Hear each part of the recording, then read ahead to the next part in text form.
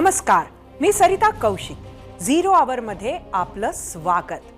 Bulletin सुरू करण्याआधी ABP माझाच्या सर्व प्रेक्षकांना 75व्या प्रजासत्ताक दिनाच्या मनापासून शुभेच्छा।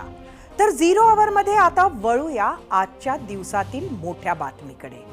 151 दिवसांचं आंदोलन, 3 वेळा उपोषण, 3 वेळा अल्टिमेटम, 5 टप्प्यांमध्ये महाराष्ट्र दौरा आणि गेल्या 6 दिवसात मेगा मार्च करत मुंबईकडे कूच। ही कहाणी आहे मराठा आरक्षण आंदोलनाची आणि त्याचा चेहरा बनलेल्या मनोज जरांगेंची। लाखोंची गर्दी, हजारो गाड्यांचा ताफा आणि सगळ्यांच्या केंद्रस्थानी असलेले मनोज जरांगे आज मुंबईची वेस ओलांडून आझाद मैदानावर जातील असंच सर्वांना वाटत होतं। पण सकाळीच सामाजिक न्याय विभागाचे सचिव सुमन भांगे आणि मुख्यमंत्र्यांचे प्रतिनिधी मंगेश चिवटे यांचं शिष्टमंडळ 12 मागण्यांचा सुधारित मसुदा घेऊन पोहोचलं। त्यांच्याशी झालेली सविस्तर चर्चा, सुचवलेल्या दुरुस्त्या, केलेल्या काही मागण्या, या सर्व घडामोडींनंतर मनोज जरांगेंनी नवी मुंबईच्या वाशी येथील शिवाजी चौकात भव्य सभा घेतली। या सभेतून त्यांनी सरकारकडून आलेला प्रस्ताव मराठा बांधवांना ऐकून दाखवला आणि राज्य सरकारला उद्या दुपारी 12 वाजेपर्यंत अध्यादेश काढण्याचा अल्टिमेटम दिला आणि तोपर्यंत जरांगे पाटील वाशीतच तळ ठोकून बसणार आहेत। तसंच त्यांनी इतर आंदोलकांनाही मुंबईत न जाण्याची सूचना केली। पण जर सरकारला अध्यादेश काढण्यास उशीर झाला तर मात्र मनोज जरांगे पाटील उद्या दुपारी 12 वाजेनंतर आझाद मैदानाकडे जाणार की आणखी दुसरी काही भूमिका घेणार, हे पाहणं महत्त्वाचं ठरणार आहे। दरम्यान जरांगे आज वाशीच्या सभेतून काय म्हणाले ते पाहूया। शासनानं तो जो अध्यादेश आहे त्याची प्रिंट या ठिकाणी काढलेली आहे, तुम्हाला जो द्यायचा आहे तो मग वाचतो ना। वेळ त्याला काय राहतं, वेळ लागतो। परत दुरुस्ती असली, डबल दुरुस्ती अशा विषयाच्या होत नाहीत दादा। तो आम्ही ढळढळीत मोकळा दिला वेळ। सूर्यामावळूस तरच द्या असं नाही म्हणलो। तुम्ही आजचा दिवस घ्या, रात्र घ्या, उद्या 12 वाजता मात्र मी मग ती आझाद मैदानाकडे निघाल। मनोज जरांगेच्या इशाऱ्यानंतर आज संध्याकाळी 6च्या सुमारास अतिरिक्त पोलीस आयुक्त वीरेंद्र मिश्रा आणि अन्य 2 IPS अधिकाऱ्यांनी त्यांची भेट घेतली। पोलीस आणि जरांगेंमध्ये बंद दाराआड चर्चा झाली। या भेटीत जर उद्या आझाद मैदानाकडे मोर्चा निघाला तर आम्ही पोलिसांना सहकार्य करणार असल्याचं मनोज जरांगेंनी सांगितलं। तसंच मराठा आंदोलकांना मुंबईतले रस्ते माहीत नसून त्यांनाही पोलिसांनी सहकार्य करावं अशी विनंती जरांगेंनी केली आहे। दरम्यान मनोज जरांगेंनी राज्य सरकारकडे कोणकोणत्या मागण्या केल्या होत्या त्याच पाहण्यासाठी आपण जाऊया आपल्या मीडिया सेंटरला।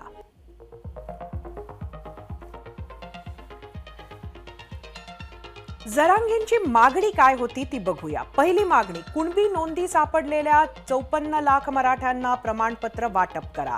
आता सरकारनं काय भूमिका घेतली तर आतापर्यंत 37 लाख मराठ्यांना प्रमाणपत्र वाटप वंशावळी जुळवण्यासाठी समिती नेमली आहे। दुसरी मागणी होती 37 लाख लोकांना प्रमाणपत्र दिल्याची माहिती द्या। तर सरकारनं म्हटलंय काही दिवसात डाटा मराठा आंदोलकांना मिळेल। तिसरी मागणी, शिंदे समितीला वर्षभर मुदत वाढ मिळावी। तर सरकारनं म्हटलंय टप्प्याटप्प्यानं समितीची मुदत वाढवणार।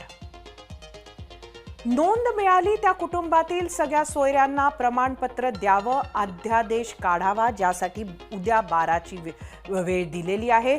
यावर सरकारनं म्हटलंय की सगळ्या सोयऱ्यांना प्रमाणपत्र देण्यास होकार आहे।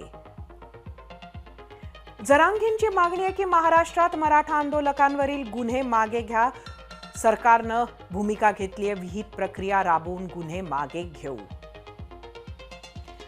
जरांगेंची मागणी, आरक्षण मिळेपर्यंत मराठा मुलांना 100% मोफत शिक्षण द्यावं, सरकारी भरत्या थांबवाव्या।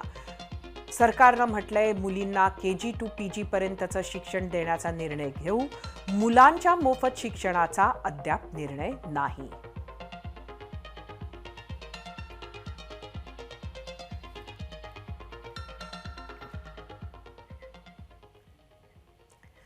जालना ते मुंबई मराठा आरक्षण पदयात्रेच्या वेळापत्रकानुसार मनोज जरांगे पाटलांचा आजचा मुक्काम हा मुंबईच्या आझाद मैदानावर होणार होता. पण सरकारचा आलेला प्रस्ताव आणि त्यावर जरांगेंनी दिलेला वेळ यामुळे वाशीच्या APMC मार्केटमध्ये मनोज जरांगे पाटलांचा आज दुसऱ्या दिवशी मुक्काम आहे. नवी मुंबईमध्ये आलेल्या मराठा बांधवांच्या भोजनाच्या सोयीसाठी स्थानिक मराठा बांधव सरसावले आहेत. मोर्चात सहभागी नागरिकांना रात्रीचे जेवण, सकाळचा नाश्ता, पाण्याच्या बाटल्या आदींची व्यवस्था करण्यात आली.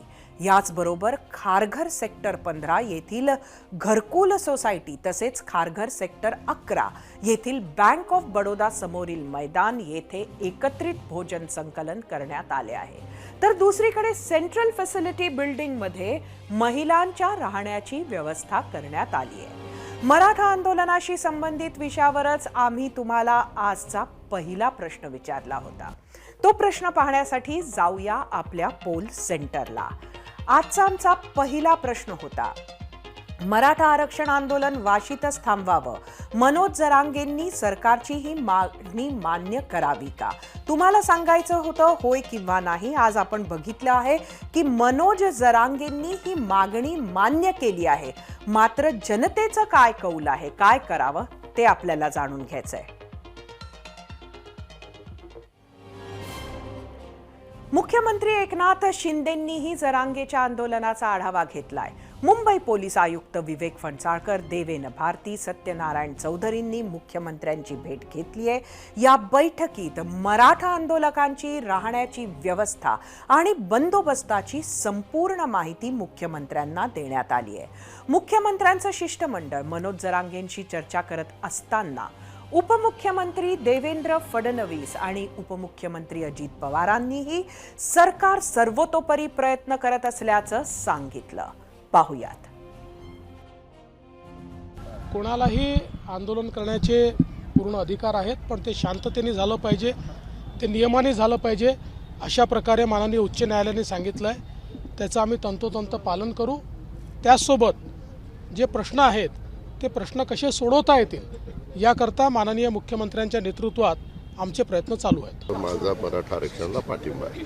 मुख्यमंत्र्यांचा चर्चेतनं मार्ग काढायचा प्रयत्न चालू आहे. याशिवाय इतर मंत्र्यांनी मनोज जरांगे पाटलांना सबुरीनं काम करण्याचा सल्ला दिला आहे. पाहुयात.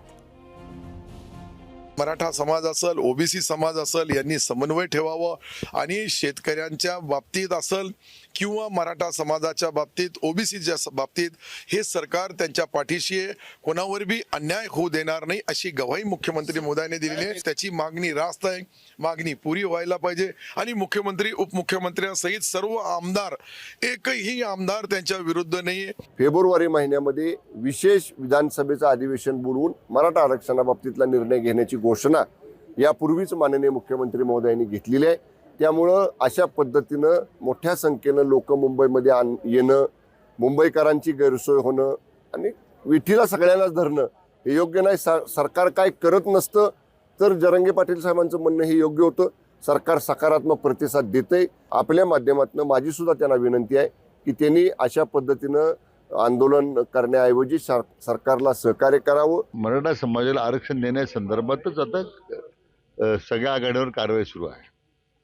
आता जो कालावधी लागतो कोणत्याही सॅम्पल सर्वेला किंवा तो डाटा एकत्र करण्यामध्ये, तर तेवढा तर कालावधी सरकारला दिला पाहिजे. आणि राज्य मागास आयोग आता त्या दृष्टीने त्यांना मुदतवाढ दिली, आपण ते काम करतायत. मला वाटतं माननीय मुख्यमंत्री महोदयांनी अतिशय स्पष्ट भाषेत सांगितलेलं आहे की आम्ही आरक्षण द्यायला बांधील आहोत.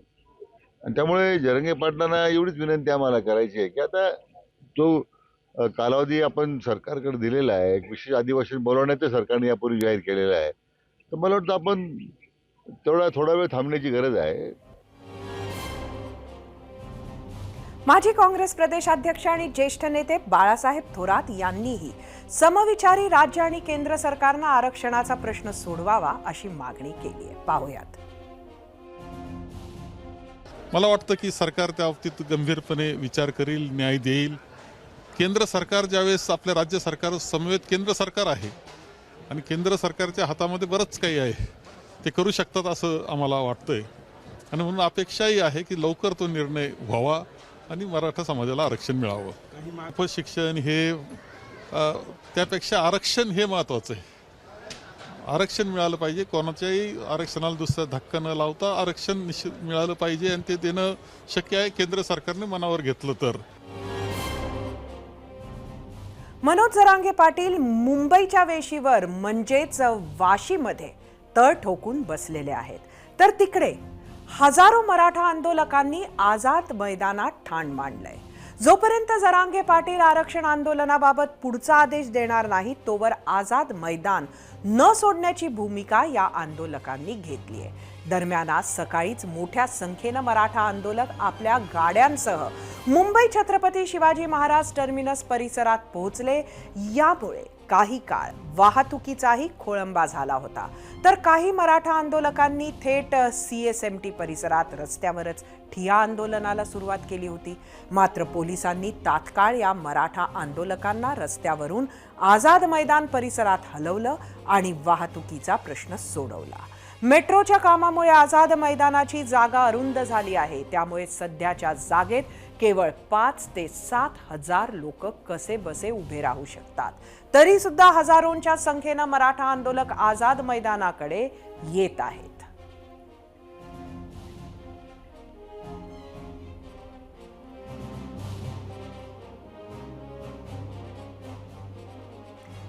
मनोज जरांगेंच्या सगळे सोयऱ्यांनाही कुणबी प्रमाणपत्र देण्याच्या मागणीवर ओबीसी महासंघानं आक्षेप घेतलाय.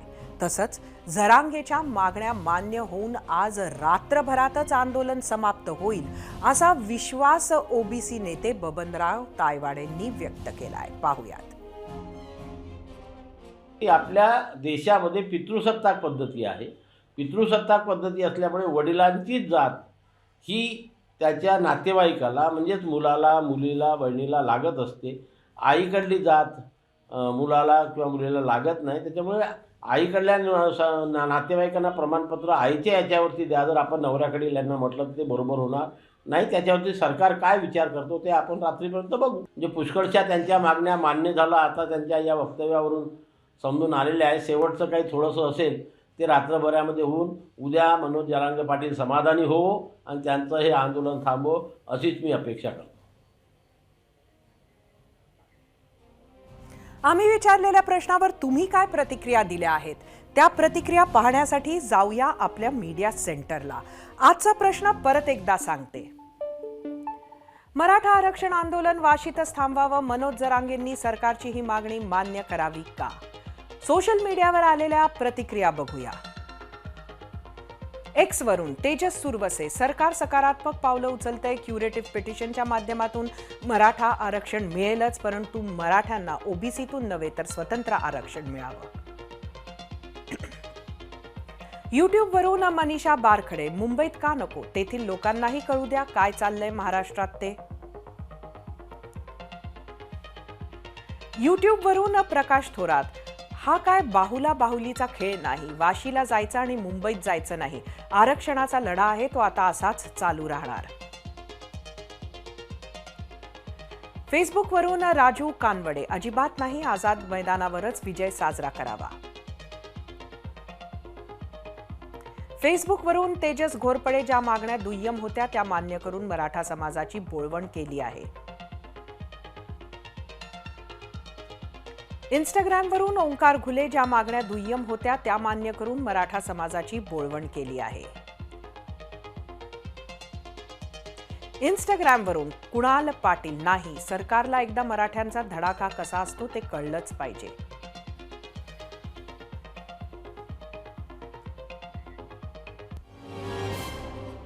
मनोज जरांगेंचा पुन्हा सरकारला अल्टिमेटम. मुंबईच्या वेशीवर असलेले लाखो मराठा आंदोलक, ओबीसींची भूमिका, सरकारची कार्यपद्धती या आणि इतर अनेक विषयांवर 0 आवरमध्ये चर्चेसाठी उपस्थित आहेत ओबीसी नेते आणि माजी आमदार प्रकाश अण्णा शेंडगे. प्रकाशानं आपलं स्वागत आहे एबीपी माझाच्या 0 आवरमध्ये. एकंदरीत आज आपण सकाळपासून लक्ष ठेवून असालच जे काही आज सकाळपासून मराठा आरक्षणाला घेऊन घडलं आहे त्यावर आपली पहिली प्रतिक्रिया काय आहे?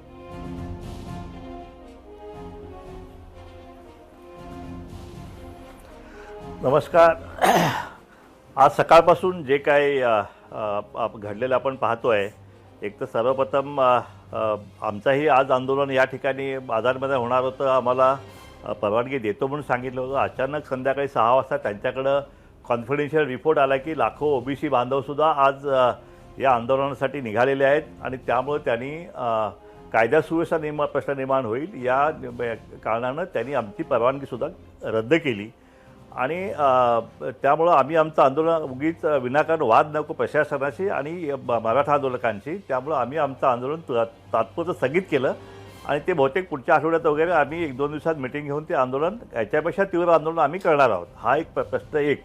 बाकी आज जे काय जरांगे साहेबांनी आज जे काय सांगितले की 54 लाख कुणबी नोंदी सापडल्या, त्यानंतर सांगितलं 57 लाख कुणबी नोंदी सापडल्या ह्या आणि त्याचे वाटपसुद्धा सुरू झालेलं आहे आणि त्याची मुख्य मागणी जी होती तीच मागणी होती की आम्हाला 54 लाख कुणबी जे दाखले जे आहेत ते दाखले आम्हाला द्यावेत. 37 लाख त्यातले मिळाले असं सांगितलं आहे. पुढच्या आठवड्याभरात बाकीचे देतो म्हणून सांगते. पण त्यांची मुख्य मागणी होती ती मागणी तर सरकारने मान्य केलेलीच आहे. आता त्याचा इम्पॅक्ट जो आहे तो आमच्या ओबीसीच्या आरक्षणाला धक्का लागतोय का नाही लागतोय हा मूळ आमचा प्रश्न आहे. आमचं अजूनही म्हणणं आहे की आमच्या तुमचं म्हणणं काय आहे? 54 लाख नोंदी सापडल्या आहेत, 37 लाख लोकांना प्रमाणपत्र दिलेली आहेत, म्हणजे ओबीसीच्या आरक्षणाला धक्का लागलाय की नाही लागलाय? हे पहा असं आहे की याची भूमिका आम्ही यापूर्वी स्पष्ट केलेली आहे की 54 लाख दाखले हे अचानक कुठून आले काय कळत नाही आम्हाला.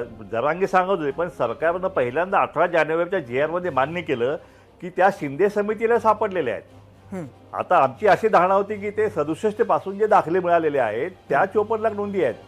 पण जो 18 जानेवारीचा जो GR जो आहे त्याच्यामध्ये शिंदे समिती अपॉइंट केली. शिंदे समितीने ह्या प्रत्येक जिल्ह्यात 54 लाख कुणबी नोंदी सापडलेल्या आहेत म्हणून. आता 18 जानेवारी ते आता हे 24 म्हणजे 6 दिवसामध्ये आणखी 3 लाख सापडल्या, जवळ 57 लाख कुणबी सापडल्या. ह्याचं स्पष्टीकरण जे आहे ते सरकार दिले गेलं पाहिजे की मराठवाड्यात ज्या 32,000 सापडल्या त्याच नवीन सापडल्यात का ह्या सगळ्या 67 आधी ज्या कुणबी समाजात ते त्या आहेत. आणि जर तशा जर नवीन ज्या नोंदी सापडल्या असतील तर नक्कीच ओबीसीच्या आरक्षणात धक्का लागला असं मानायला त्याला नक्कीच हे आहे.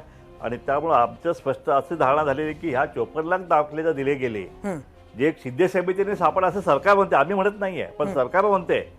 मग जर तसं असेल तर नक्कीच ओबीसीला धक्का लागेल ना. आता परत आणि सगळे सोयऱ्याचा विषय सुरू आहे की हे सगळे सोयरे हे गणित आम्ही आधी सांगत होतो की किमान 5-6 जरी धरले 54 लाखाचे तरी ते 2-2.5 कोटीच्या आसपास जातात आणि मराठा समाज तेवढाच आहे. आणि म्हणजे ह्याचा अर्थ काय की जरांगेची संपूर्ण मागणी जी आहे की सगळ्या मराठा समाजाला कुणबी दाखले द्यायचे आणि ओबीसी मध्ये घुसवण्याचं जे आहे ते जरांगेचं उद्दिष्ट सफल होताना दिसत आहे. कारण आता बहुतेक एकंदरीत ज्या दडपणाखाली सरकार आलेलं आहे त्या तसं असं वाटतं की सगळ्या सोयऱ्यांचा सुद्धा GR जो आहे ते काढायची शक्यता नाकारता येत नाही. आणि त्यामुळे असं झालं तर सगळा एवढा 3 कोटी समाज आजच हा अध्यादेश निघेल, सगळे सोयऱ्यांचा आजच अध्यादेश निघेल असं म्हणतात आहेत.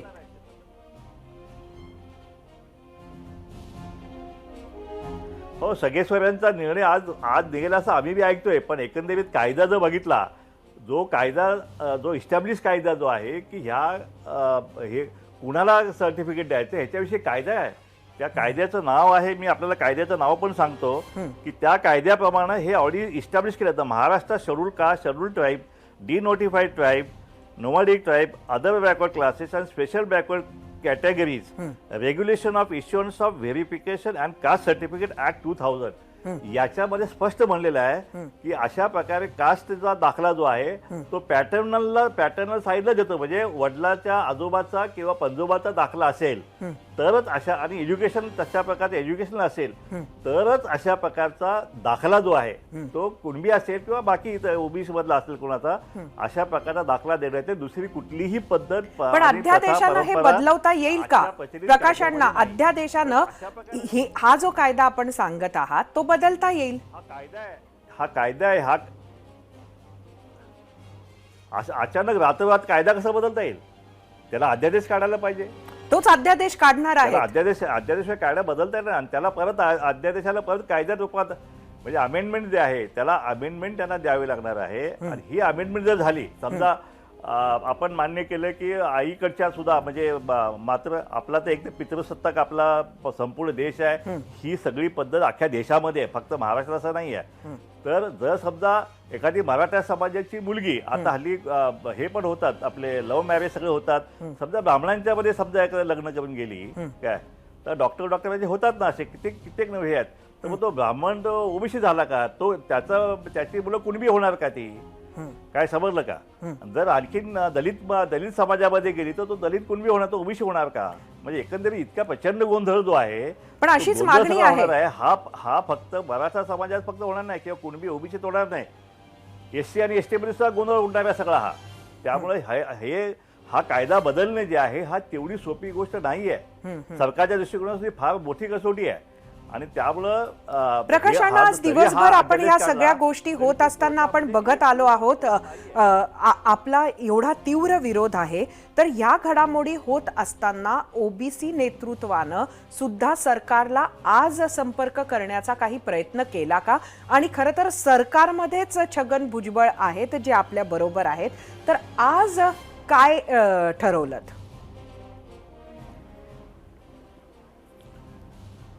हे पण असं आहे की सरकार आज सुद्धा जी मुख्यमंत्र्यांची आपण भूमिका बघितली सगळ्यांचीच बघितली, आज सुद्धा सगळे तेच म्हणतायत की आम्ही ओबीसीच्या आरक्षणाला धक्का न लावता आम्ही देणार आहे. हे आज सुद्धा मुख्यमंत्र्यांचं स्टेटमेंट आहे. सरकारचं आता लेखी आम्हाला आश्वासन आहे. त्यामुळं आम्हाला सरकारमध्ये थोडासा विश्वास आम्हाला ठेवायलाच पाहिजे. पण जर हे काय जर असं सिद्ध झालं की खरंच शिंदे समितीने ह्या 54 लाख आणि 57 लाख ह्या ज्या नोंदी ज्या आहेत त्या शिंदे समितीने सापडल्या, म्हणजे आता या 2 महिन्यात नवीन नोंदी सापडलेल्या आहेत, तर मग मात्र ओबीसीच्या आरक्षणाला धक्का नक्कीच लागला असेल.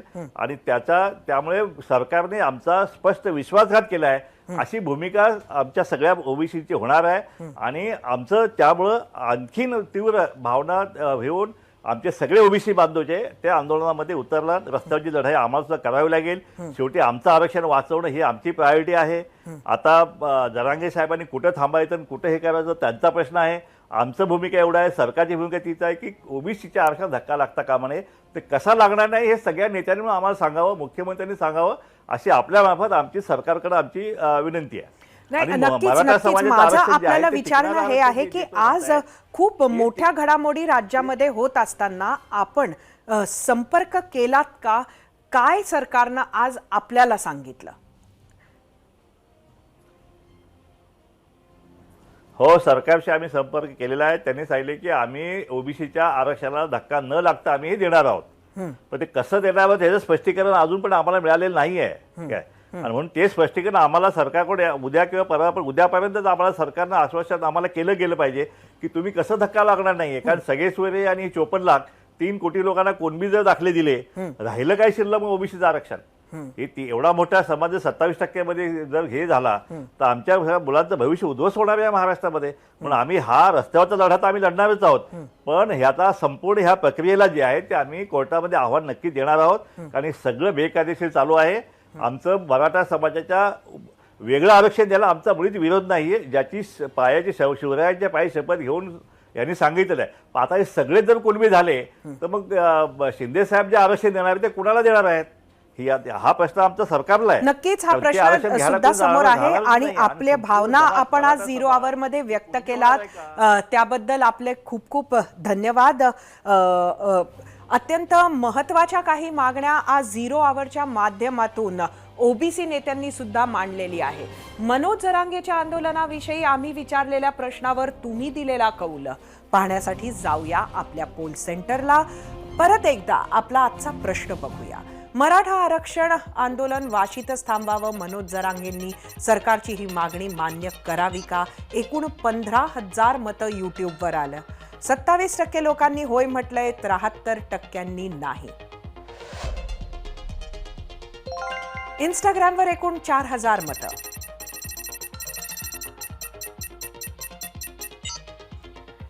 %42 होय म्हटलंय, 58% नाही. कौल फेसबुकचा 25% होय म्हटलंय, 75% नाही म्हटलंय. एक्सवर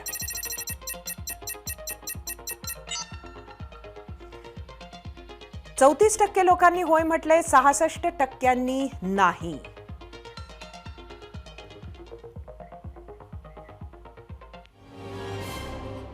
आज देश प्रजासत्ताक झाला. राणीचं, ब्रिटिशांचं राज्य गेलं आणि प्रजेची सत्ता म्हणजे जनतेची सत्ता आली. देशातून राजघराण्याची सत्ता गेली आणि भारतीय जनतेला राज्य चालविण्याचा अधिकार मिळाला. भारताने राज्यघटना स्वीकारली आणि खऱ्या अर्थानं लोकशाहीची सुरुवात झाली. म्हणजे जनतेनं जनतेसाठी चालवलेलं जनतेचं राज्य सुरू झालं असा साधारण अर्थ आपण काढतो. आपल्या राज्यकर्त्यांनी आपण मालक नाही तर जनतेचे सेवक आहोत या भावनेतून काम करणं अपेक्षित होतं, अपेक्षित आहे.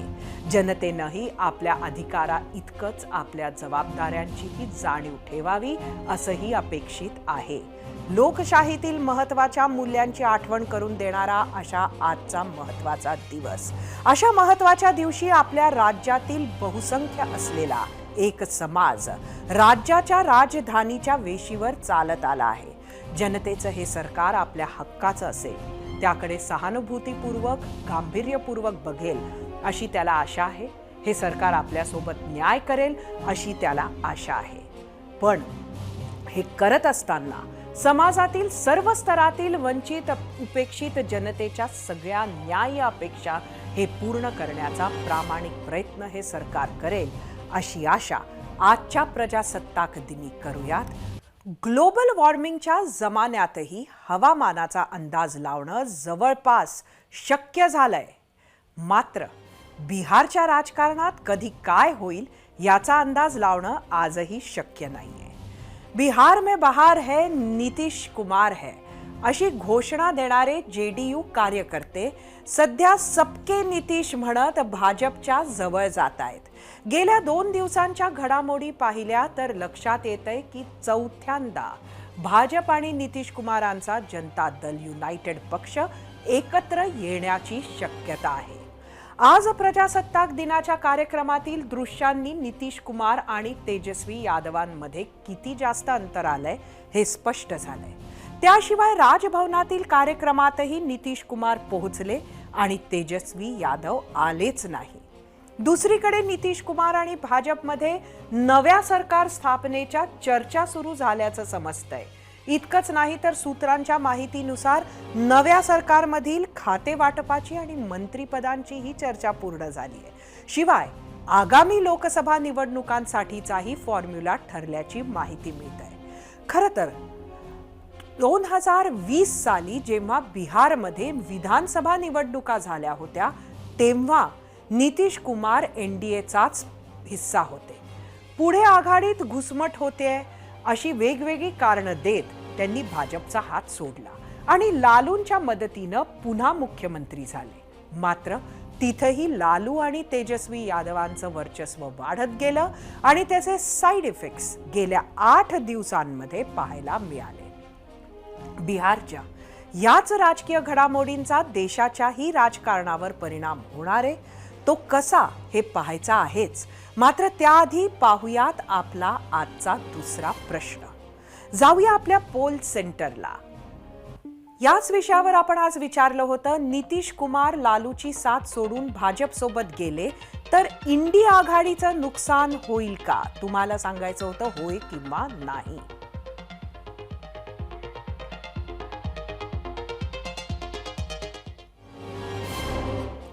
इकडे नितीश कुमार एनडीएच्या दारावर पोहोचले तर तिकडे लालू प्रसाद यादव ऍक्शन मोडमध्ये आले. मुलगा आणि बिहारचे उपमुख्यमंत्री तेजस्वी यादवांना मुख्यमंत्री करण्याचा चंग लालू प्रसाद यादवांनी बांधल्याचं दिसतंय. म्हणूनच की काय, नितीश कुमारांच्या हालचालीवर दबाव आणण्यासाठी त्यांनी वेगवेगळ्या मित्र पक्षांशी चर्चा सुरू केली. इतकंच नाही तर अवघ्या काही मिनिटांपूर्वी आपल्या आमदारांची एक बैठकही घेतली. दुसरीकडे मात्र राजकीय वक्तव्यांना सुरुवात झाली. पाहुयात बिहारमधील 3 नेत्यांची आजची वक्तव्य. नीतीश कुमार यहाँ रहेंगे, वहाँ रहेंगे, कहाँ रहेंगे, मैंने आज दिल्ली में भी कहा था, बीजेपी क्या निर्णय लेती है उस बदली हुई परिस्थिति में, वो समय आने पर उसकी आपको जानकारी दे दी जाएगी। मोदी जी, तो क्या अब दरवाजा खुलने का समय आ चुका है? मुझे पता नहीं समय आ चुका कि नहीं आ चुका, लेकिन मैंने इतना ही कहा कि राजनीति में कोई दरवाजा परमानेंट बंद नहीं होता है, आवश्यकता अनुसार दरवाजा खुलता रहता है और बंद होता रहता है। तब क्या स्थिति बनती है, क्या स्थिति बनेगी, उस समय बताएगा। तो मुझे लगता है कि थोड़ा और इंतजार करना चाहिए सारी चीज़ों का। सबकी नजर आप पे ही है, वो महागठबंधन हो, एनडीए हो। मांझी जी की पूछ बहुत है आज बहुत है। चलिए हम सौभाग्यशाली हैं। कहा जा रहा है कि आपको उधर से भी फोन आया है, डिप्टी सीएम पोस्ट ऑफर दिया जा रहा है आपको। नहीं, हम तो आपके लड़के को, हम तो कह रहे हैं हमारे लड़के को चीफ मिनिस्टर का ऑफर दिया जा रहा है। हमको तो बहुत पहले से सास रहा है, इसीलिए हमने कहा है कि गठबंधन लगता है कि ताश के पत्ते की तरह से छिड़क जाएगा। तो क्या खेला हो गया? जो आपने ट्वीट किया था खेला हो गया, कोई भी आदमी समझ सकता है कि खेला हो रहा है या नहीं हो रहा है। ये जो गठबंधन को लेकर संशय बना हुआ है, जिससे कि आम जनजीवन भी प्रभावित हो रहा है। और आज ही केसवी जी हमारे डिप्टी सीएम 3-4 जगह से झंडा फहरा के आए, तो उस हिसाब से हमारी तरफ से तो स्पष्ट है। अब ये जो संशय आप लोगों की मीडिया में चल रहा है, वो संशय हमारे लिए भी रहता है। दूर कर दीजिए सर। नहीं, संशय दूर करना, इस गठबंधन की मुखिया कौन है, गठबंधन किनके साथ बना, तो हमारी ओर से तो आप एक भी टिप्पणी नहीं देख रहे होंगे। तो मैं आग्रह करूंगा हाथ जोड़ के माननीय मुख्यमंत्री जी से कि शाम तक ये जो संशय, कंफ्यूजन, ये इधर उधर, वो सब स्पष्ट हो जाए।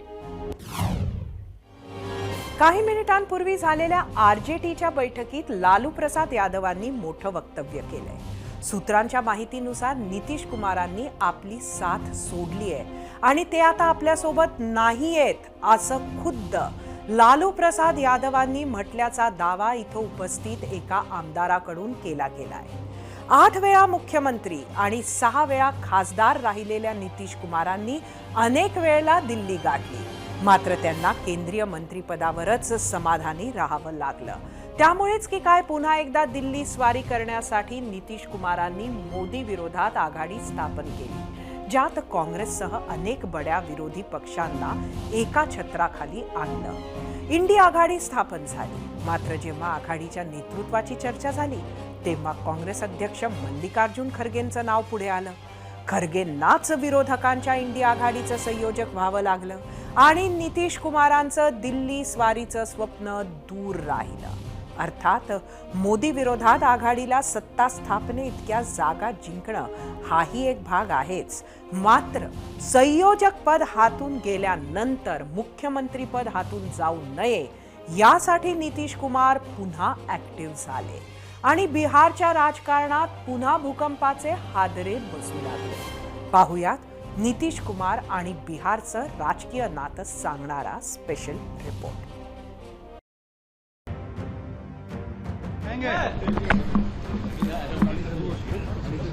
बिहारमध्ये नेमकं काय चाललंय हे समजून घेण्यासाठी मुख्यमंत्री नितीश कुमारांनी दिलेली अवघ्या एका वाक्याची ही प्रतिक्रिया पुरेशी आहे। जवळपास 50 मिनिटांच्या कार्यक्रमानंतर मुख्यमंत्री नितीश कुमार राजभवनातून बाहेर पडले आणि तेजस्वी यादवांच्या अनुपस्थितीवरून भडकले। गेल्या काही दिवसांपासून नितीश कुमारांचा सूर बदललाय हे अवघ्या देशानं पाहिलंय।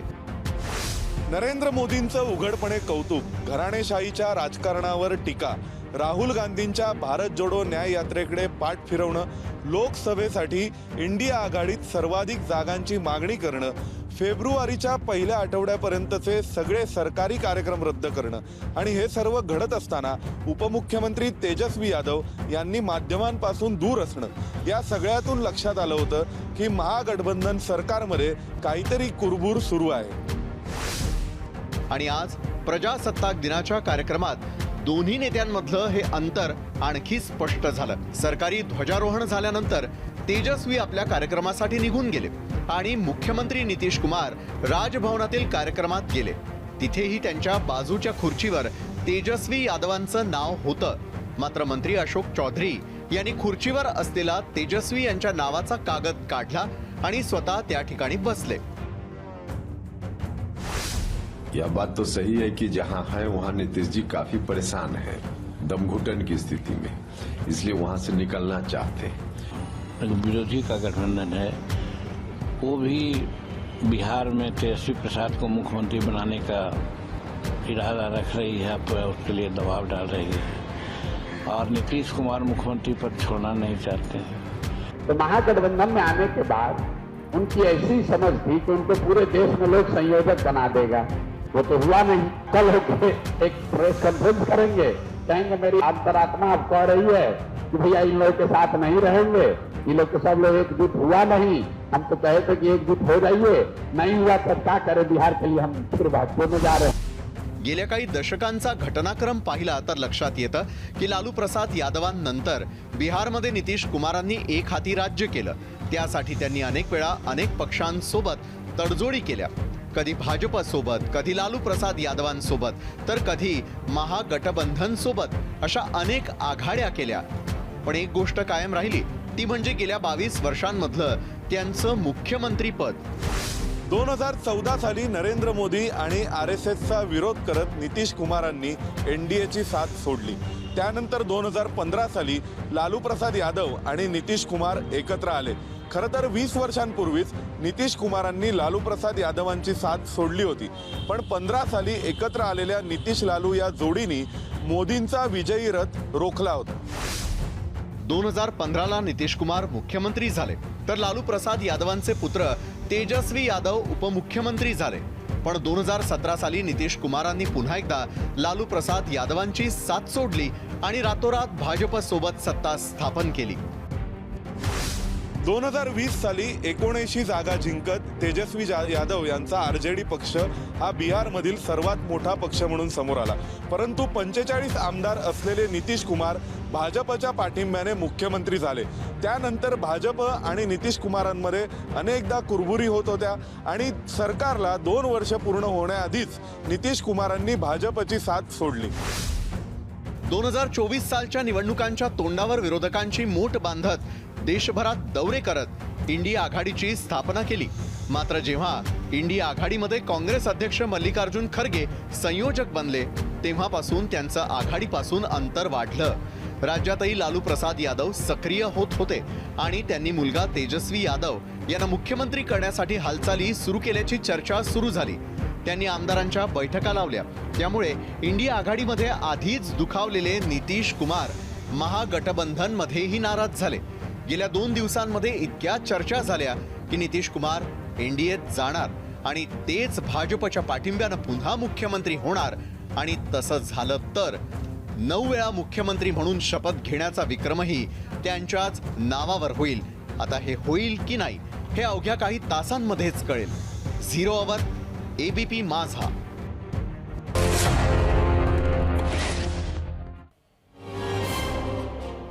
दोन 2022 साली जेव्हा नितीश कुमारांनी भाजपची साथ सोडली, तेव्हा त्यांच्यासोबत पुन्हा युती करणार नाही अशी घोषणा अमित शहांसह सगळ्याच बड्या नेत्यांनी केली होती। मात्र असं असलं तरी भाजपनं ह्या आधीही 3 वेळा नितीश कुमारांना पुन्हा संधी दिलीच होती। आताही लोकसभेचं बिगुल कधीही वाजू शकतं। अशा वेळी लोकसभेत 400 पार जाण्यासाठी बिहारच्या 40 जागांना मोठं महत्त्व येतं आणि त्याच जागा पूर्णपणे जिंकण्यासाठी भाजपनं पुन्हा एकदा नितीश कुमारांना सोबत घेतलं तर नवल वाटायला नको। असो, आता वेळ झाली आहे तुम्ही दिलेल्या प्रतिक्रिया पाहण्याची आणि त्यासाठी जाऊयात आपल्या मीडिया सेंटरला। आजचा आपला प्रश्न परत एकदा सांगते, नितीश कुमार लालूची साथ सोडून भाजप सोबत गेले तर इंडिया आघाडीचं नुकसान होईल का? सोशल मीडियावर आलेल्या प्रतिक्रिया बघूया। X वरून विनायक, नितीश कुमारांची विश्वासार्हता शून्य झाली आहे, त्यांची स्वतःची मतांची टक्केवारी कमालीची कमी होईल। YouTube वरून किशोर शेने, हळूहळू सगळी इंडिया आघाडी संपणार, फक्त उद्धव ठाकरे आणि संजय राऊत तेवढेच राहणार। YouTube वरून आनंद राऊत, नितीश कुमार भाजप बरोबर गेल्यामुळे इंडिया आघाडीचे आतापेक्षा जास्त नुकसान होणार नाही। YouTube वरून समीर सोनार, नितीश कुमारांचा तसाही इंडिया आघाडीला फारसा फायदा झालेला नाही, पण नुकसान मात्र होऊ शकतं। फेसबुकवरून सज्जन दुबळ, नितीश कुमारांची प्रतिमा पलटूराम अशीच आहे. ते भाजप बरोबर गेले तर आरजेडीचा फायदा होईल. इंस्टाग्रामवरून स्मिता भट्टाचार्य, नुकसान झालेलंच आहे, अजून काय बाकी आहे. इंस्टाग्रामवरून शिवदास पाटील, नितीश कुमारांच्या जाण्यानं इंडिया आघाडी मजबूत होईल आणि त्यांच्यावर कायमचा पलटूरामचा शिक्का लागेल. इंस्टाग्रामवरून नितीन माळी, काही नुकसान होणार नाही. नितीश कुमार हे विश्वासघातकी लोकप्रतिनिधी आहेत. ते मनानं आधीपासून भाजप बरोबरच आहेत.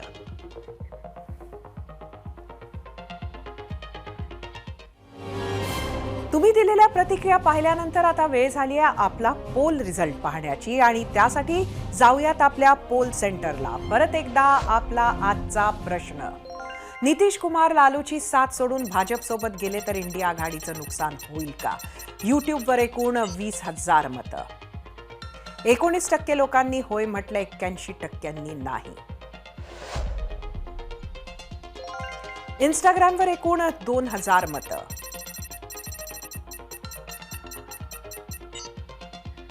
76% लोकांनी होय म्हटलंय, 24% नाही. फेसबुकवर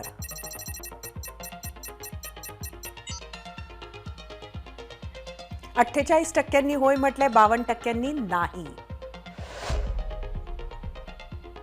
एक्सवर बघूया.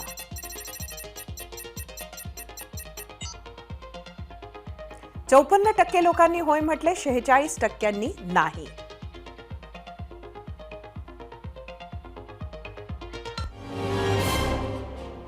भाजप आणि लालू यांच्यात कितीही मतभेद असू द्या, दोघांचं एका मुद्द्यावर एकमत आहे. ते म्हणजे दोघांनीही कधी ना कधी नितीश कुमार यांना संधी साधू म्हटलं आहे. ते कधी पलटी मारतील हे कोणीही सांगू शकत नाही असे त्यांचे मित्र विरोधक सगळेच म्हणतात. त्यामुळेच बिहारच्या राजकारणात त्यांना पलटीराम अशा टोपण नावानं ओळखलं जातं. कधी ते मोदी विरोधात पंतप्रधान पदाचा सर्वात मोठा चेहरा असतात, तर कधी मोदींच्या एनडीएचे साथीदार. परवापर्यंत त्यांच्याकडे मोदी विरोधी इंडिया आघाडीचे संयोजक म्हणून बघितलं जायचं. कालपासून ते भाजपसोबत पुन्हा सरकार बनवणार असल्याची, एनडीए सुद्धा जॉईन करण्याची चर्चा सुरू झाली. सरकार आली गेली पण नितीश कुमार सबके है हा संदेश कायम राहिला. बिमारू, मागास अशी ओळख असलेल्या बाहुबलींच्या घराणेशाहीच्या तावडीत सापडलेल्या बिहारला नितीश कुमार यांच्या रूपात चांगला पर्याय मिळाला होता. बिहारी जनतेनं सुद्धा त्यांच्यावर सतत विश्वास टाकला आहे. त्यामुळे सर्वाधिक काळ बिहारच्या मुख्यमंत्री पदावर राहण्याची किमया त्यांना साधता आली. त्यांनी कितीही पलट्या मारल्या तरी जनमानसातील त्यांच्या इमेजमुळे ते एनडीएला सुद्धा हवे आहेत आणि इंडिया आघाडीला सुद्धा हवे आहेत. नितीश कुमार यातल्या कोणाची निवड करतात ते सांगणे कठीण आहे. मात्र त्यांच्या निवडीवर लोकसभेची समीकरणं अवलंबून असतील हे नक्की. बातमी आहे देवाधिदेव महादेवाच्या काशी विश्वनाथ मंदिराची. आपल्याला माहिती आहे साधारण 1669 साली क्रूरकर्मा औरंगजेबानं काशी विश्वनाथाचं मंदिर पाडलं. त्याच्या अवशेषांवर मशीद बांधली होती. तो वाद सुद्धा न्यायालयात सुरूच आहे. कोर्टाच्या आदेशानं त्या ज्ञानवापी मशिदीचं सर्वेक्षण ASI म्हणजे भारतीय पुरातत्व खात्यानं केलं होतं. ते सर्वेक्षण दोन्ही पक्षकारांना देण्याचे आदेश काल कोर्टाने दिले. ज्ञानवापी मशिदीचं आताचं स्ट्रक्चर आधीच्या मंदिरावर उभे केल्याचं 32 पेक्षा जास्त पुरावे आढळल्याचं पुरातत्व खात्याच्या अहवालात म्हटलं आहे. त्या अहवालाचे कागदपत्र काल हिंदू पक्षाचे वकील विष्णुशंकर जैन यांनी माध्यमांना दाखवली. गेल्या वेळी सर्वेमध्ये ज्ञानवापीच्या आतील याच हौदात किंवा वजूखान्यात मोठं शिवलिंग सापडल्याचा दावा हिंदू पक्षकारांनी केला होता. त्याचे व्हिडिओ सुद्धा व्हायरल झाले होते. मुस्लिम पक्षकारांना मात्र ते कारंज किंवा फाउंटन आहे असं सांगितलं होतं. ती जागा कोर्टानं सील केली होती. आता त्या वजूखान्याचा म्हणजे मशिदीत जिथे हातपाय धुतात त्या जागेचा सर्वे व्हावा अशी मागणी विष्णुशंकर जैन यांनी केली आहे. अयोध्येतील राम जन्मभूमी खटला सुद्धा त्यांनी आणि त्यांचे वडील हरिशंकर जैन यांनी लढला होता. काशीतील ज्ञानवापी, मथुरेतील कृष्ण जन्मस्थान पाडून बांधलेल्या मशिदीचा खटला तसेच देशातील इतर काही महत्त्वाच्या धर्मस्थळांसाठी कायदेशीर लढाई ते लढत आहेत. एकीकडे अनेक शतकं मुघल साम्राज्यात जखडलेल्या भारतात मंदिरं पाडून मशिदी बांधल्या गेल्याचे असंख्य उदाहरणे आहेत. एक मतप्रवाह अयोध्या तो झाकी है, काशी मथुरा बाकी है असा आहे, तर दुसरा राष्ट्रीय अस्मिता राम मंदिराच्या माध्यमातून परत मिळवल्यावर प्रत्येक मशिदीत शिवलिंग शोधू नये असेही म्हणणाऱ्यांची आहे. एकीकडे देशातील शांती सलोखा कायम राखत सबका साथ सबका विकास साधायचा आहे, तर दुसरीकडे आपली समृद्ध संस्कृती, तिचा समृद्ध वारसा सुद्धा जपायचा आहे. तलवारीच्या टोकावर हरवलेली ओळख सुद्धा परत मिळवायची आहे.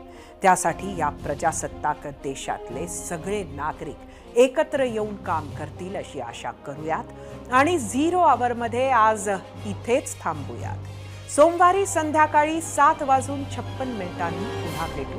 तोवर पाहत रहा एबीपी माझा. एबीपी माझा, उघडा डोळे बघा नीट.